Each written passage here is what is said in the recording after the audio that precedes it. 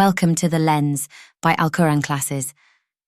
In this video, we will get to know how children with ADHD learn the Quran, focus and retention techniques according to the research. So the first question is, can a child with ADHD truly focus on Quran learning? Yes, they can. With the right strategies, support and mindset, every child can build a meaningful connection with the Quran. ADHD isn't a barrier to faith, but traditional learning methods can be hard.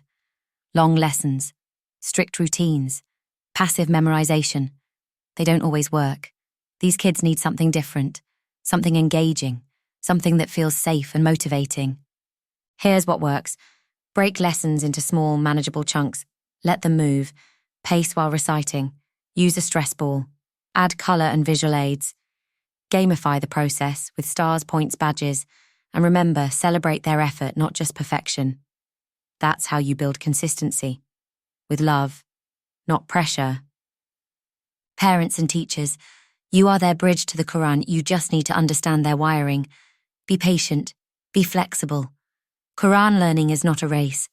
It's a journey of love, of connection, of trust. And you are their guide.